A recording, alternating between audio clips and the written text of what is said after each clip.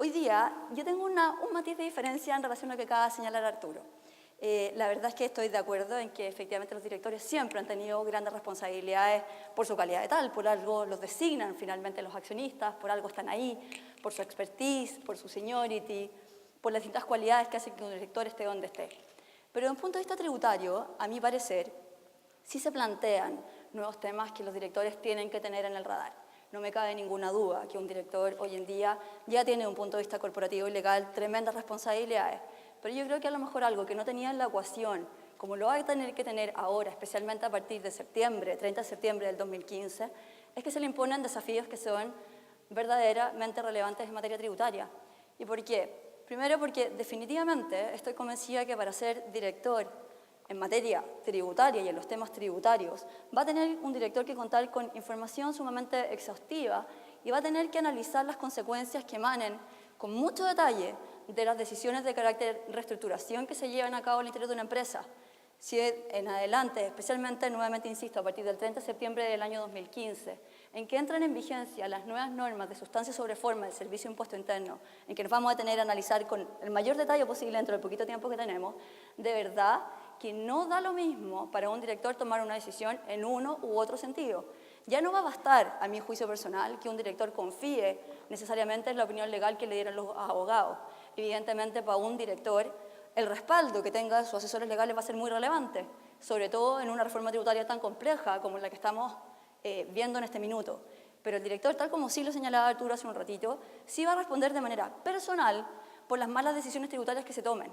Tanto así que en el caso de planificaciones o diseños de productos que califiquen de productos, estructuras, actos, negocios, contratos en que una sociedad se vea envuelta y que el Servicio de Impuestos Internos, en concordancia obviamente con los tribunales de justicia, pueda calificar como elusivo en los términos que vamos a analizar, el director va a responder de manera personal, por el 100% de los impuestos que el Servicio de Impuestos Internos termine cobrándole, con un tope de 50 millones de pesos, pero aquí lo que está en juego, creo yo, no son las lucas que uno tenga que pagar como director, sino que es la imagen corporativa que está envuelta, porque un directorio tomó una decisión confiándose inadecuadamente en una opinión legal que dio un asesor legal.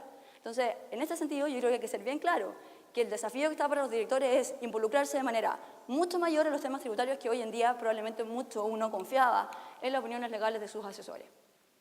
Como les decía, va a haber una responsabilidad pecuniaria en la planificación y diseño de productos que califiquen como elusivos. Por lo tanto, aquí la responsabilidad es directa, especialmente, como dice el legislador en el artículo 100 bis, como se llamaba Arturo hace un rato, por infracción de los deberes de dirección y supervisión, que son deberes connaturales a su función de director. Pero evidentemente esto es una tipificación que hace el legislador en el Código Tributario, que antes no estaba, y que va a haber que analizar probablemente cómo lo vaya desarrollando la jurisprudencia, pero definitivamente hay una responsabilidad que hoy en día no está.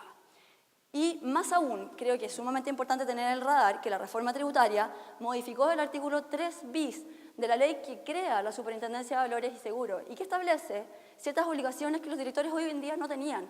Y después vamos a ver con bastante detalle que hoy en día en los directorios, con nombre y apellido, en el caso que estén sometidos a la Superintendencia de Valores, van a tener que dar una cuenta muy detallada de las decisiones de reestructuración que se tomen. En las actas de directorio va a tener que dejarse constancia de las fusiones, divisiones, reestructuraciones, creaciones de áreas, términos de giro, todo ello con mucho detalle de por qué se toma la decisión, para qué se toma, y ello con miras a que ese directorio el día de mañana pueda dar cuenta frente a una eventual fiscalización del Servicio de Impuestos Internos. ¿Para qué les digo? Además, hay ciertas obligaciones de los estados financieros que hoy en día se van a tener que incluir.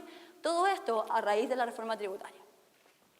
Si vamos viendo tema por tema, es importante tener presente que a partir del 30 de septiembre del próximo año entran en vigencia las nuevas atribuciones del Servicio de Impuestos Internos.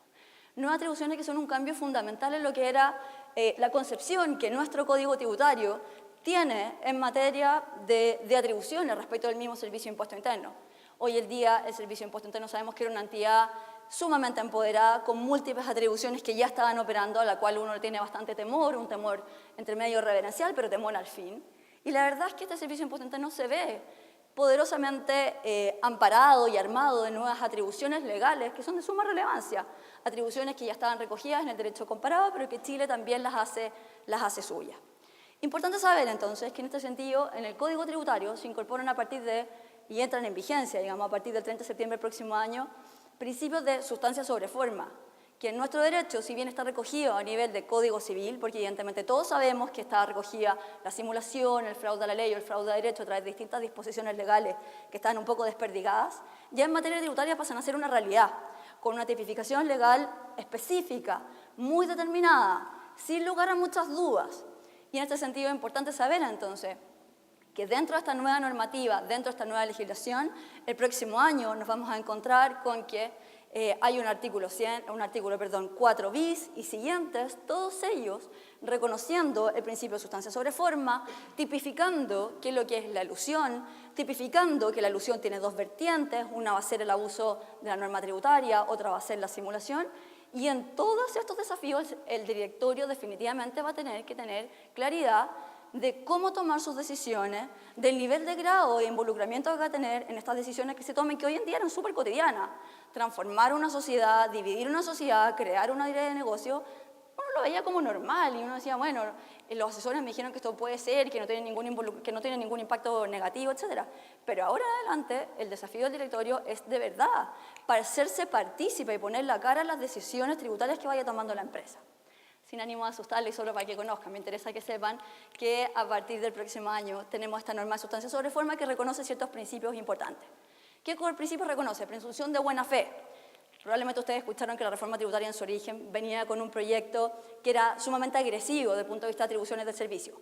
Este proyecto se moderó y reconoció ciertos principios que es importante destacar.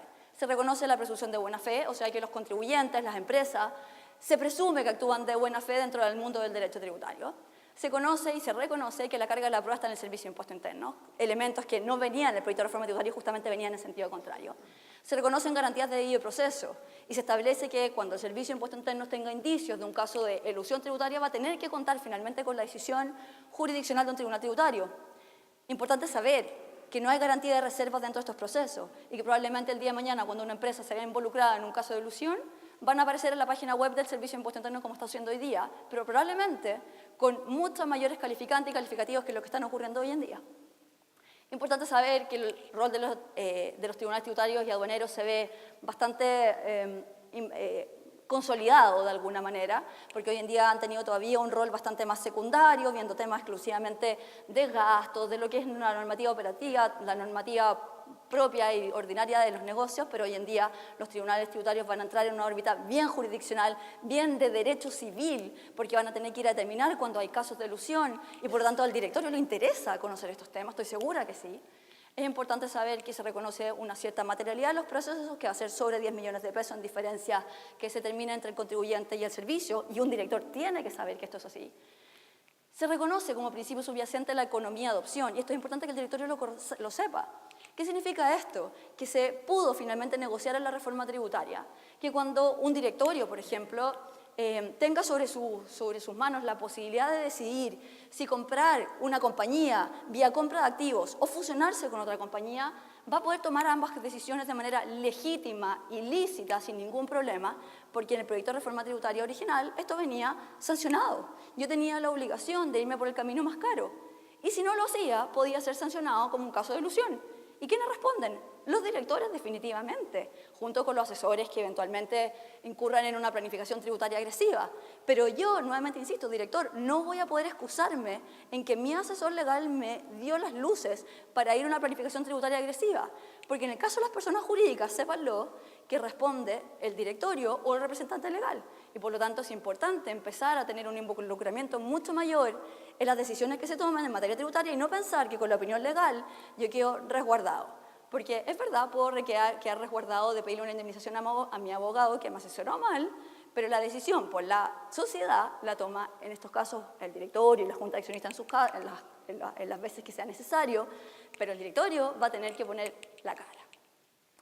Importante saber que todos estos nuevos procedimientos tienen un costo de litigar relevante para las empresas, también para el fisco, pero desde la perspectiva del directorio nuevamente, el tomar decisiones tributarias inadecuadas va a tener un costo muy relevante de imagen y evidentemente también de un punto de vista pecuniario. Un poco bajando a terreno estas normas que le acabo de mencionar a título o a modo de principios, importante saber que existe un 4 bis del Código Tributario. Y se los menciono porque el directorio va a tener que saber que existe esta norma. Esta norma que está en el 4 bis del Código Tributario es la que reconoce y recoge el principio de sustancia sobre forma. Básicamente la posibilidad de que el Servicio de Impuestos Internos pueda ir a mirar a la verdadera realidad de las transacciones, actos, negocios jurídicos que celebren las empresas, los contribuyentes, y poder prescindir de la forma o la denominación que le hayan dado las partes. El Servicio de Impuestos Internos puede mirar a la realidad y cobrar impuestos de acuerdo a esa realidad. Si un contribuyente disfrazó bajo la estructura de compraventa una donación, el Servicio de Impuestos Internos en la órbita de sus atribuciones va a poder cobrar impuestos por esa donación, dado que no hubo pago de precio, no hubo intereses, sino que hubo de verdad una donación en que no hubo una contraprestación de por medio. Eso se llama sustancia sobre forma. Dentro de este mundo de sustancia sobre forma recogido en el 4 bis, se reconoce lo que es la elusión. Elusión que hasta el día de hoy todos hablábamos, todos comentábamos, todos temíamos, pero no sabíamos muy bien qué era. Por primera vez en nuestra legislación, en el Código Tributario, se recoge lo que es la elusión. Y la elusión quedó recogida a través de dos vertientes. Una vertiente es el abuso de derecho tributario o el abuso de la normativa jurídica tributaria. Y la otra vertiente es la simulación. En esta misma norma del 4 bis, en que se reconoce el principio de sustancia sobre forma, como les decía y les anticipaba hace un ratito, se reconoce y se recoge la buena fe del contribuyente como presunción. Y se recoge también que el Servicio de Impuestos Internos va a tener que ir a probar a un contribuyente cuando ha cometido un caso de elusión. Pero nuevamente el directorio tiene que conocer estas normas. El artículo 4 ter recoge lo que es la simulación en su primera vertiente, la vertiente de norma antiabuso de derecho. Y básicamente lo que hace el legislador aquí es advertirle al contribuyente que definitivamente no va a poder evitar el nacimiento de una obligación tributaria, disminuir la base imponible de una obligación o postergar su nacimiento mediante actos, negocios o contratos o formas jurídicas, básicamente, que no tengan un propósito jurídico económico relevante. Aquí el directorio va a tener mucho que decir. El directorio va a tener que empezar a hacer este análisis de, bueno, la transformación que estoy haciendo, la división que estoy haciendo, ¿tiene un propósito jurídico económico relevante más allá que la mera rebaja tributaria de impuestos? Ese es el test que se va a tener que hacer. ¿Qué es lo relevante? Relevante en todo caso no está definido, pero si uno va al diccionario de la RAE, es aquello que es significativo, importante. Tiene que haber sustancia de ahora en adelante. Tiene que haber sustancia. Sin embargo, hay una buena noticia en esta norma, que es que una de las cosas que logramos pelear fuerte dentro del Congreso, aquí hay una de las asesoras que estuvo sentada conmigo, a quien le tengo mucho cariño, íbamos por distintos senadores, pero creo que logramos hacer un trabajo bien consensuado, siendo que representamos sectores bien diferentes. Con ella sabemos que al final del día lo que se logró recoger aquí es que no obstante que lo que les estoy contando puede parecer un poco dramático y por lo tanto nuevamente un desafío importante para un director, es que se permite dentro de esta nueva norma, el 4 ter, el recoger y reconocer la legítima opción de negocios, la economía de opción. Básicamente, ¿en qué consiste? En la posibilidad que enfrentado a distintos caminos, todos ellos de carácter legal, todos ellos de carácter legítimo y que no tengan evidentemente un propósito abusivo, yo voy a poder optar por el que signifique una recaudación cero o una recaudación más baja en comparación con mis alternativas. Eso en el proyecto de reforma tributaria original no estaba, estaba incluso sancionado. Si yo, por ejemplo, en el caso de una venta de una empresa, optaba por la fusión, que normalmente es tributariamente neutra, versus una venta de activos, la venta de activos era la opción que yo tenía que tomar porque eso sí significaba una recaudación fiscal. Si yo optaba por la fusión, el servicio podía considerar que eso podía ser elusivo. Imagínense la complejidad. Pero no obstante lo anterior, insisto, el directorio tiene un desafío importante en reconocer cuando haga una fusión, una división, una transformación, una transacción como derivados que son del día a día, recoger y reconocer si es que hay sustancia, si es que hay un propósito jurídico económico relevante más allá que evitar el nacimiento de una obligación tributaria o postergar la misma o disminuir su base imponible. Les cuento también que la segunda vertiente entonces de la elusión es la simulación. Simular, ya sabemos más o menos qué es, porque es un concepto que está recogido en nuestro derecho. ¿En qué consiste? El legislador lo recogió como aquella situación en que uno disimula, hace aparente una transacción que realmente no quiso celebrar o la disfraza bajo otro ropaje jurídico. Ahí está un poco la simulación absoluta y la simulación relativa a nuestro derecho civil, recogido en el derecho tributario de manera más simple, menos alambicada, pero también está recogido. Entonces, por lo tanto, el directorio tiene que saber si aquello que le están recomendando podría calificar o no eventualmente como una simulación. Y aquí es donde cae directamente en el artículo 100 bis.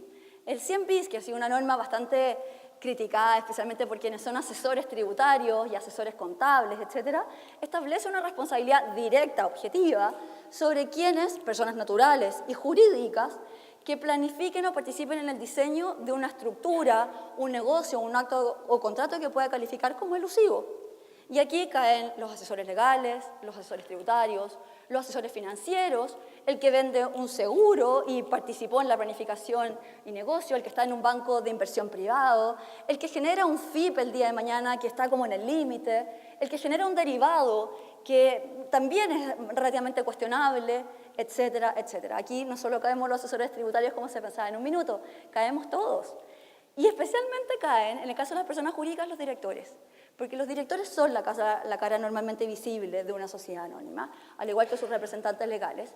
Y para ello se estableció que en el caso de que infrinjan sus deberes de supervisión y dirección, y que de alguna manera entonces hayan incurrido en negligencia en las decisiones que se toman para estos efectos, o que se hayan confiado demasiado en sus asesores legales, tributarios, efectivamente puede verse expuesto a una multa. Multa que es del 100% del impuesto eludido, con un máximo, un tope que se estableció en un paquete de indicaciones que se ingresó al Congreso de 100 UTA. Al principio no había multa, imagínense lo que podía hacer eso. No había límites, perdón. Finalmente, contarles que dentro de las normas que ya les había mencionado hay un nuevo artículo, que es el artículo 3 bis del decreto de ley número 3538 que crea la SBS y que estableció algo bien curioso, que es que la SBS va a pasar a tener un rol colaborativo, un rol, al principio se dijo fiscalizador, ahora es un rol de colaboración con el Servicio de Impuesto Interno respecto de sus entidades fiscalizadas. Y en este sentido, va a tener que informarse a la SBS, en el caso de las entidades fiscalizadas, de todas las fusiones, transformaciones, divisiones, creaciones de nuevas áreas, cierres de áreas de negocio y en general de las estructuras que tengan consecuencias eventualmente tributarias relevantes. Cosa que hoy en día no estábamos acostumbrados. Hoy en día se informaban los hechos esenciales, aquellos que son verdaderamente de naturaleza significativa. Una transformación no era necesario calificarla como un hecho esencial y por tanto no había que informarla. Ahora sí. Y también es importante saber, como les mencionaba hace un ratito, que por 3 bis en las actas de directorio va a tener que dejarse constancia detallada de las reestructuraciones que les mencioné hace un ratito, fusiones, divisiones, etcétera. Va a haber que tener una discusión sobre por qué se fusiona la compañía, por qué se transforma, por qué crea una nueva área de negocio, por qué aporta activos a otra empresa. Va a tener que dejarse constancia detallada en las actas de estas discusiones. Y también va a tener que dejarse constancia, y esto obviamente es a partir del caso Johnson, de todas las fiscalizaciones que sea materia de una empresa. Si el directorio toma conocimiento de fiscalizaciones que esté siendo objeto por parte del Servicio de Impuestos Internos, fiscalizaciones, ojo que no dice liquidaciones, fiscalizaciones, una citación, una simple notificación que puede ser por una multa muy chica, no establece cuantía, sino que todas las fiscalizaciones del Servicio de Impuestos Internos van a tener que pasar por el directorio y no hay un acto de materialidad o un corte de materialidad y cuantía de qué es lo que va a tener que pasar por el directorio. Entonces, aquí hay un desafío también importante para el directorio que hoy en día seguro no estaba en el radar. Y por último, en los estados financieros va a tener que dejarse constancia detallada de las controversias de índole tributaria que pudiesen afectar de manera material y razonablemente los rubros que se informan normalmente dentro del estado financiero. Probablemente esto era más normal. Normalmente uno como asesor tributario y las auditoras suelen un poco establecer en notas cuando hay situaciones de posibles contingencias. Aquí sí se pide una especificación, una constancia muy detallada vía nota de los estados financieros que hoy en día yo creo que no se estaba haciendo literalmente de la manera en que exige el legislador en este sentido. Finalmente, como pueden ver, mi apreciación es que sí hay nuevos desafíos. Esta reforma tributaria nos puso desafíos a todos. A los tributaristas nos puso a aprender el derecho tributario todo de nuevo. A los contadores, lo mismo. Nos ha dado muy buen resultado, claro, para los asesores tributarios porque tenemos mucho trabajo. Pero para los directores, para aquellos que no están familiarizados con la norma tributaria, el desafío es enorme. El lenguaje es distinto, es un lenguaje técnico, es una reforma tributaria sofisticada, muy difícil de entender. No quiero venderles con eso el trabajo que yo hago, pero sí quiero decirles que el involucramiento que tiene que tener un director es muchísimo mayor que el que hoy en día tenía en materias tributarias. Lo que yo veía, al menos, que muchos delegaban de alguna manera en sus asesores tributarios estas decisiones y confiaban mucho en la opinión legal. Yo creo que el involucramiento que va a tener un director hoy por hoy en las materias tributarias va a tener que ser mayor. En la medida que responda de manera personal y además exponga a la compañía un caso de elusión, definitivamente el desafío es mucho mayor. Muchas gracias.